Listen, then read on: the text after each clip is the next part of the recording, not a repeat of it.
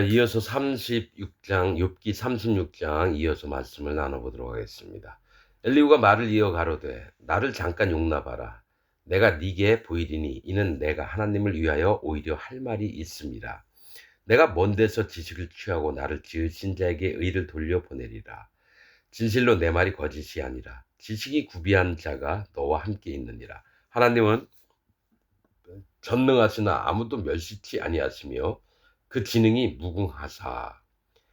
하나님이 전능하시고 아무도 멸시치 않는다고 했는데 욥은 계속 하나님이 자기를 이제 멸시하는 것처럼 계속 얘기를 했어요.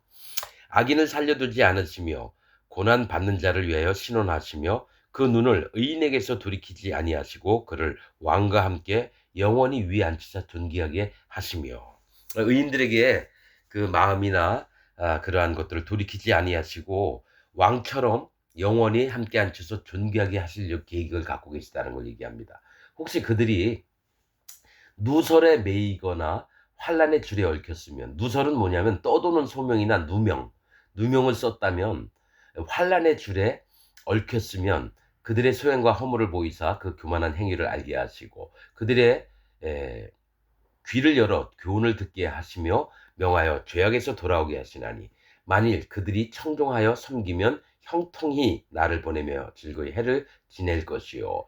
그러니까 아무리 악한 자라 할지라도 하나님이 교훈을 주셔서 그 죄에서 돌이켜서 하나님 앞에 반드시 나오면, 또 하나님 말씀을 청종해서 섬기면 형통한 날을 보내면서 즐거운 해를 보낸다고 하셨다라는 거예요. 그러나 그들이 청종치 아니하면 칼에 망하며 지식 없이 죽는 것이니라.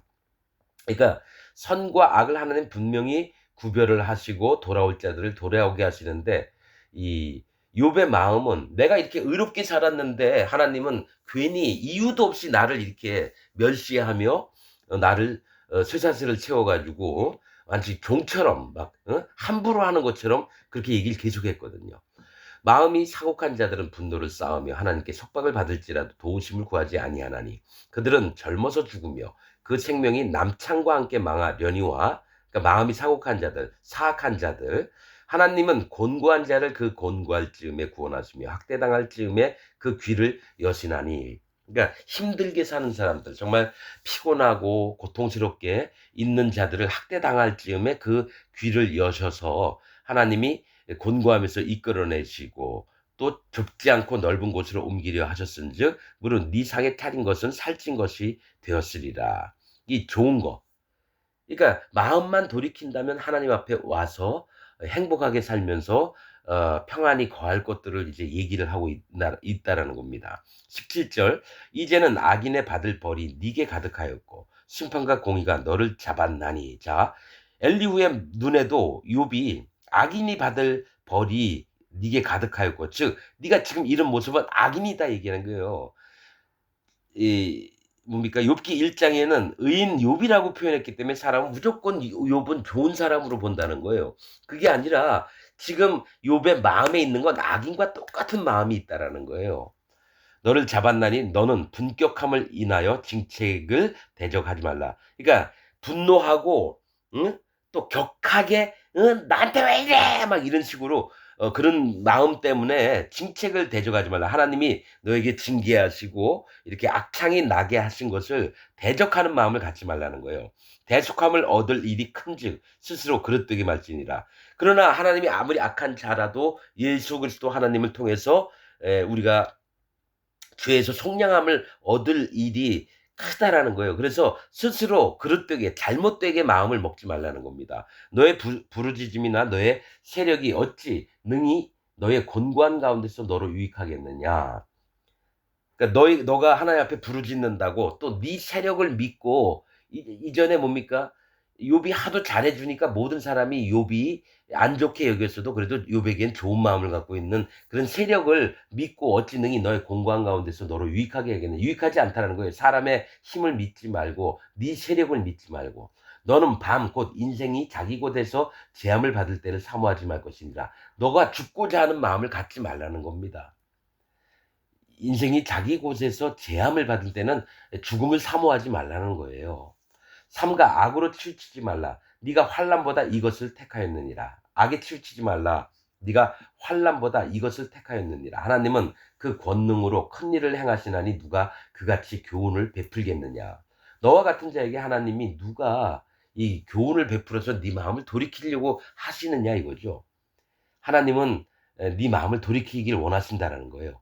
누가 그를 위하여 그의 길을 정하였느냐. 누가 말하기를 주께서 불의를 행하셨다 할 수 있으랴. 절대로 불의한 하나님은 아니고 우리가 그렇게 얘기할 수도 없다는 거예요. 너는 하나님의 하신 일 찬송하기를 잊지 말지니라. 인생이 그 일을 노래하였느니라. 그 일을 모든 사람이 우러러 보나니 먼 데서도 보느니라.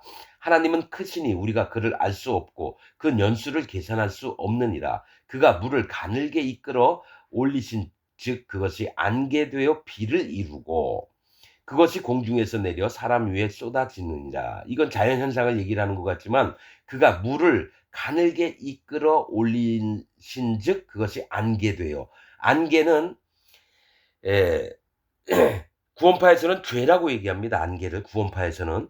그러나 실제로 안개는 기도를 얘기합니다. 기도. 물은 뭡니까? 하나님의 심판하심을 얘기해요. 이것이 물을 인정하는 마음이 하나님 앞에 올라가는 거예요. 그래서 사람들 마음에 하나님 난 심판받을 자입니다. 하나님 제발 저를 불쌍히 여겨주세요. 이랬을 때 이 물의 분자들이 올라가서 안개가 돼서 위로 올라가는 겁니다. 그래서 비가 구름이 되고 그 다음에 구름 하나님이 임재하심을 얘기하고 그 다음에 구름에서 쏟아지는 비는 뭡니까? 하나님의 교훈을 죄송합니다. 비는 하나님의 교훈을 얘기를 해요. 그래서 비를 이루어서 사람 위에 공중에서 내려 사람 위에 쏟아지느니라. 그래서 하나님이 이 교훈을 통해서 사람의 마음들을 가르치시고 교육을 하셔서 하나님의 나라에 올라가게끔 하신다라는 걸 이렇게 표현을 한다는 겁니다. 구름의 폐임과 그의 장막에 울리는 소리를 누가 능히 깨달으랴. 즉 구름의 폐임과 임하는 걸 그러니까 구름이 없어지기도 하고 구름이 모이기도 하잖아요. 하나님이 나타나심과 하나님이 나타나지 않으심을 폐하고 임하다. 이 얘기 폐임과 그의 장막에 울리는 소리는 뭡니까? 천둥과 번개를 얘기를 하는 거예요. 우레와 뇌성을 얘기하고요. 장막에 울리는 소리를 누가 능히 깨달으랴. 그냥 그런 게 울린다고 자연현상으로만 알고 있지 하나님이 말씀하시고자 하는 교훈을 주시고자 하고 심판의 하나님이라는 거를 너희 마음에 능히 깨달을 자가 누구야? 능히 깨달으랴. 누가 능히 깨달으랴. 그러니까 집중을 하지 않고 귀를 쫑긋 세우지 않으면 못 듣는다는 거예요. 그가 번갯빛으로 자기의 사면에 두르시며 바다 밑도 가리우시며 이런 것들로 만민을 징벌하시며 이런 것들로 식물을 풍부히 주시니라. 어떤 때는 번개빛으로 막 구름을 모으셨다가 어떻게 비도 막 내리게 하시면서 하나님이 임하시고 하나님의 일들을 하신 걸 보게 하면서 또 바다 밑도 가리우시며 바다 밑을 볼 수 없도록 해놨어요. 물인데 밑에는 칠흑같이 어둡습니다. 심판 밑, 그러니까 바다는 심판을 얘기합니다. 심판 밑을 가리우셔서 우리로 정말 두려움 속에서만 살지 않도록 가리우신다라는 거예요. 이런 것들로 만민을 징벌하시며 만민을 혼내기도 하십니다. 왜냐? 또 사람이 깨달아서 하나님 앞에 바로 돌아올 수 있도록 징벌도 내리시고 이런 것들로 식물을 풍비히 주시느니라. 먹을 것, 곡식이 나게 하고 나무가 잘 자라서 과실도 많이 열게 하고 하나님의 교훈을 통해서 이런 것들이 이루어진다는 얘기를 하신다는 겁니다. 그는 번갯빛으로 두 손을 싸시고 그것을 명하사 표대를 마치게 하시나니 그 울리는 소리가 이 번갯빛은 뭘 얘기하냐면 화살 같은 거예요. 화살로 관역을 딱 정중앙에 맞추시려고 하나님이 원하시는 뜻을 이루시려고 번개도 나게 하신다라는 겁니다. 그래서 그 울리는 소리가 풍우를 표시하고 바람과 비를 표시하고 육축에게까지 그 올라오는 것을 표시하느니라. 가축, 짐승에게까지 하나님의 교육하심을 알게 하신다라는 거예요. 그러나 이 동물들에게보다도 진짜로 원하시는 건 하나님의 형상을 닮은 사람들에게 그 마음을 교육하셔서 하나님의 자녀가 되려고 그렇게 하신다라는 거예요. 37장입니다. 이로 인하여 내 마음이 떨며 자기 처소에서 떠나느니라. 즉 이런 것들을 보면서 내 마음이 하나님이 경유할 수밖에 없고 하나님이 심판하시는 하나님이라고 마음으로 인정을 하면서 하나님 정말 나를 불쌍히 여겨주세요 떨면서 자기 처소에서 떠나느니라. 자기 생각, 자기 기준, 자기가 믿고 있는 모든 것에서 떠나서 여호와 하나님 앞으로 옮겨가는 걸 얘기해요. 그래서 항상 네 아비 집을, 본토 아비의 집을 떠나라. 아브라함에게 그렇게 얘기했죠. 네가 알고 있는 거, 네가 자기 생각, 자기 기준, 자기 판단, 자기 옳음, 자기 습성, 이런 모든 것에서 떠나서 여호와 하나님 앞으로 마음이 옮겨지라고 얘기를 하는 겁니다. 2절, 하나님의 음성 곧 그 입에서 나오는 소리를 들으라. 들으라. 즉 하나님의 말씀을 제발 들으라. 들으라. 두 번을 얘기합니다. 두 번은 강조를 얘기합니다. 3절, 그 소리를 천하에 퍼치시며 번갯빛으로 땅끝까지 이르게 하시고, 즉 하나님이 교육하시고 하나님이 일하시는 것들을 모든 사람으로 알게 하셔서 땅끝까지 이르게 하시고, 그 후에 음성을 바라시며, 음성은 뭡니까? 번개가 딱 친 다음에 그 다음에 꽝꽝꽝 소리 들리죠. 천둥을 얘기합니다. 근데 이게 음성은 뭐냐면 하나님의 입에서 나오는 뭡니까? 음성이라는 거예요. 하나님의 말씀을 바라시며 위엄에 울리는 음성을 내시고, 위엄은 뭡니까? 하나님이 정말 위대하시고 엄중하시고, 즉 창조주 하나님을 기억하면서 태초부터 계셨던 그 하나님을 기억하면서 위엄의 음성을 내시고서는 그 음성이 들릴 때 번갯빛을 금치 아니하시느니라. 번개는 하나님의 일하심을 처음에 나타내는 징조입니다. 하나님이 기이하게 음성을 울리시며 우리의 헤아릴 수 없는 큰 일을 행하시느니라. 눈을 명하여 땅에 내리라 하시며, 눈은 뭡니까? 이슬이나 위에서 하늘에서 내려오는 것도 눈입니다. 그러나 뭡니까? 눈은 말씀이 우리에게는 사실 눈이 차죠. 그럼 우리에게 마음에 고통이 있을 때도 있어요. 고통이. 그러나 그 눈이 녹아서 물이 돼서 우리의 마음을 적시면 하나님은 심판의 하나님이시다. 이렇게 얘기를 할 수 있다라는 거죠. 눈을 명하여 땅에 내리라 하시며 적은 비와 큰 비도 그같이 내리게 하셨느니라. 가는 비도 있고요. 막 엄청나게 쏟아지는 비도 있어요. 그같이 그 작은 비는 우리에게 뭡니까? 농작물도 잘 자라게 하고, 큰 비는 사람의 마음이 악하니까 노아의 홍수 때처럼 큰 비를 내려서 어떤 지역은 완전히 쓸고 내려갑니다. 왜냐하면 교훈이 되게 하시려고, 하나님의 큰 말씀으로 교육을 시키려고 하신다는 거죠. 그가 각 사람의 손을 봉하시나니 이는 그 지으신 모든 사람으로 그것을 알게 하려 하심이니라. 각 사람의 손을 봉한다는 것, 손을 못 움직이게 한다는 것, 손은 그 행위를 얘기합니다. 행위를 어떤 때 못하게 막으셔요. 왜냐? 그 지으신 모든 사람으로 하나님이 어떤 존재임을 알게 하려고 하나님이 세심하게 일을 하시는 걸 얘기를 해요. 8절, 짐승들은 숨는 곳으로 들어가서 그 굴에 머물며, 남방 밀실에서는 광풍이 이르고 북방에서는 찬 기운이 이르며 하나님의 부시는 기운에 얼음이 얼고 물의 넓이가 줄어지느니라. 자, 짐승들, 이 땅에 있는 백성들이 숨는 곳으로 들어가서 그 굴에 머물고, 그러니까 하나님의 교훈을 받지만은 이들은 이제 두려움에 떨어서 그 굴에 들어가서 큰 비가 내려오면 짐승들도 굴에 들어가서 비를 피해야 돼요. 그 다음에 번개치고 이러면은 함부로 밖으로 놀아갈 수 있는, 막 함부로 못 따라다닙니다. 또 남방 밀실이라고 하면 남방은 따뜻한 쪽을 얘기를 해요. 남방 밀실은 따뜻한 쪽에서도 하나님의 이 남방 밀실은 뭐냐면, 여기는 진짜 살만한 곳이야. 남방 따뜻한 곳. 밀실은 숨어 있는 곳이에요. 남들이 알지 못하는 곳. 거기 가서 내가 숨어 있는데 광풍이 이르고, 광풍은 뭡니까? 거친 바람이 일었을 때 그렇게 되고, 하나님이 그런 것들을 움직이시는 세상의 그 흐름들을 지금 엘리후는 얘기를 하고 있는 겁니다. 북방에서는 찬 기운이 이르며, 북방은 여호와 하나님이 계신 쪽이에요. 하나님이 찬 기운을 내려서 뭡니까? 하나님의 부시는 기운에 얼음이 얼고, 너희가 깨달으라. 나는 만약에 물이 있으면 헤엄을 못 치잖아요. 얼음이 있으면 그 위를 걸어서 다닐 수가 있어요. 이게 무조건 안 좋고 좋고 안 좋고 좋고 이렇게 보는 게 아니라 하나님의 마음이 얼마나 세미한지를 이렇게 지켜보고 이래야 되는 걸로 압니다. 얼음이 얼고 물의 넓이가 줄어드느니라. 이게 엘리후도 과학을 아는 배운 사람은 아니에요.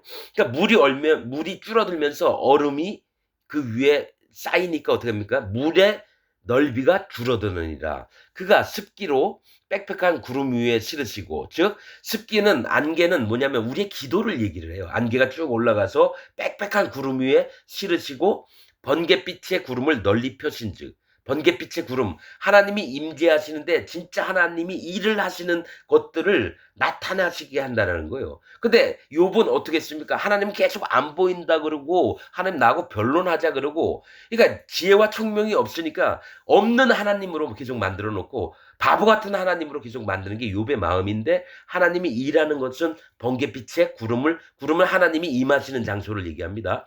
구름을 널리 펴신즉 구름이 인도하시는 대로 두루 행하나니 이는 무릇 그의 명하시는 것을 세계상에 이루려 하심이 합니다. 즉 하나님이 움직이셔서 이 세상의 원리나 이 세상의 일들을 이루시려고 구름을 다니게 하신다는 거예요. 구름이 뭐라 그랬죠? 하나님이 임재하시는 곳을 얘기를 합니다. 13절 혹 징벌을 위하여 혹 토지를 위하여 혹 긍휼 베푸심을 위하여 구름으로 오게 하시느니라. 어떨 때 구름이 너무 많이 오면 어떻게 해요? 막 홍수가 나서 막 산사태가 나고 집들이 막 떠내려가고, 이 징벌, 토지를 위하여 뭡니까?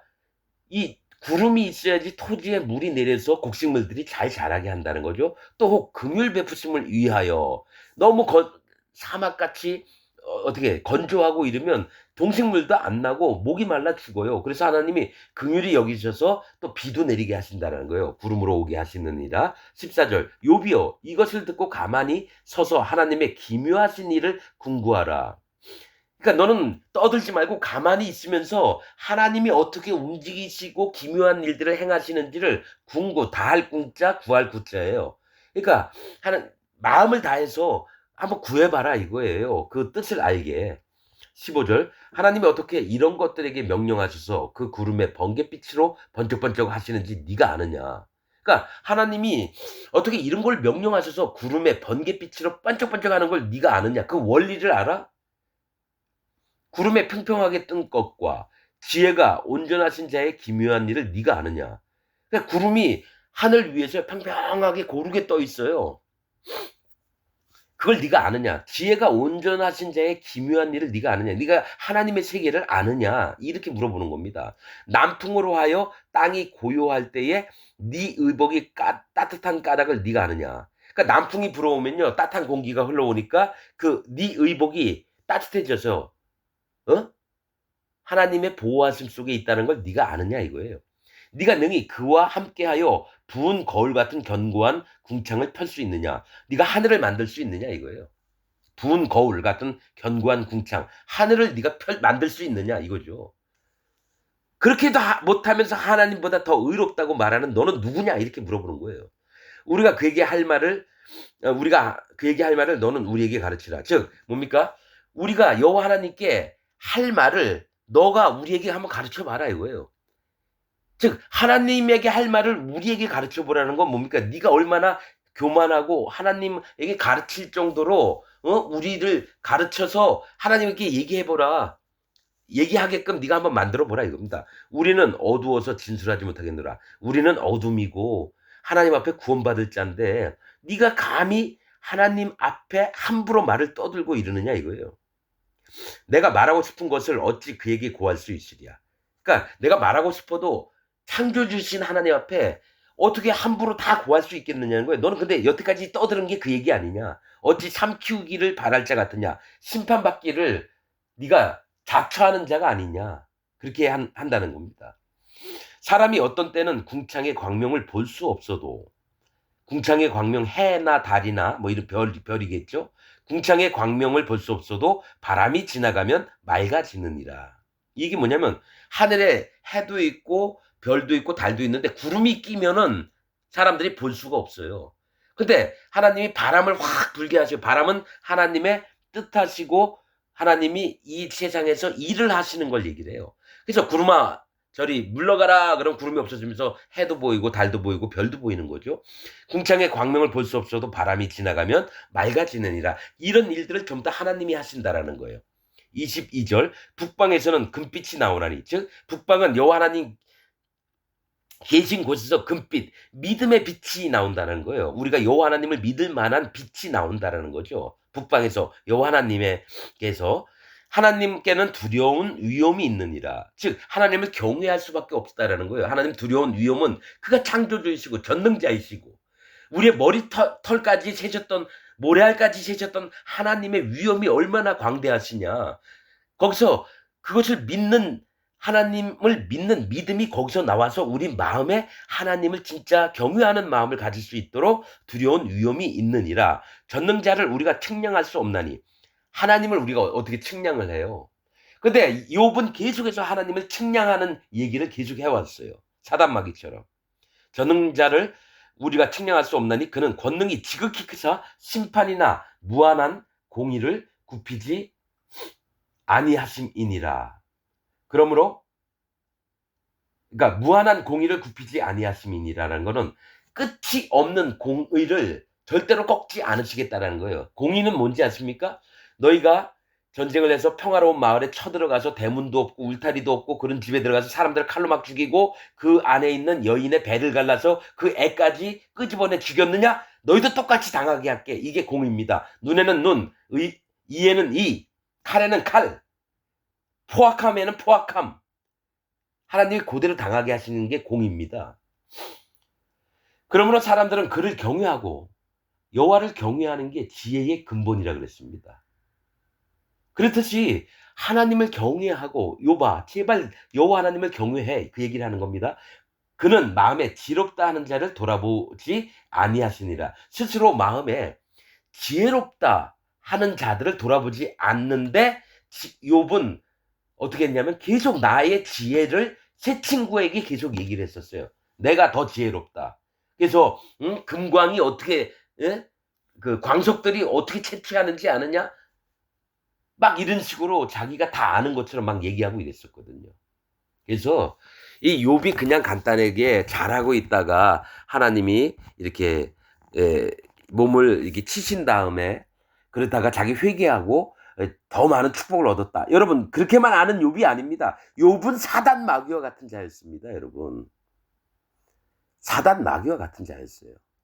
그러면서 이제 나중에 하나님이 얘기하십니다. 하마 얘기하고 악어 얘기를 막 합니다. 욥에게. 여러분 그래서 나는 이 욥기를 읽으면서 사단 마귀도 마음을 돌이키게 하시는 정말 하나님의 마음을 봅니다. 그러나 결코 사단 마귀는 하나님이 끝날까지 보시니까 결코 마음을 돌이키지 않으니까 하나님이 계시록에 사단 마귀가 앞으로 어떻게 될 줄을 기록하게끔 하셨다는 거죠. 욥도 심판을 받을 자였습니다. 완전하게.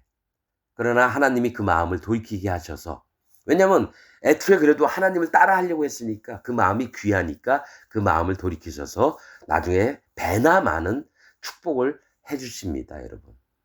여기까지가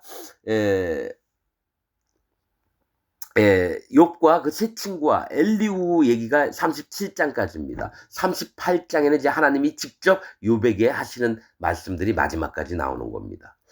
여러분들 욥기가 어려웠죠? 그러나 제 설교를 들으면서 어떻게 문맥을 이어나가면서 이런 상태였구나 이걸 알기를 원합니다. 제가 유튜브를 찾아봤더니 욥기에 대해서 정확히 말씀을 전한 목사들이 없어요. 이상한 얘기들을 하고 또 욥기에 대해서 수많은 목사들이 있는데 계속 찾아봤는데도 잘 안 나오더라고요. 욥기가 어려운 겁니다.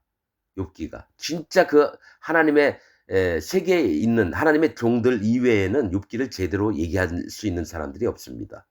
여러분들의 마음도 자기 의로움으로 살지 말고 하나님 앞에 전심으로 마음을 낮추고 또 하나님의 성품과 하나님의 위대하심들을 마음으로 지키며 살아가기를 부탁을 드리겠습니다. 오늘 말씀 여기서 마치겠습니다.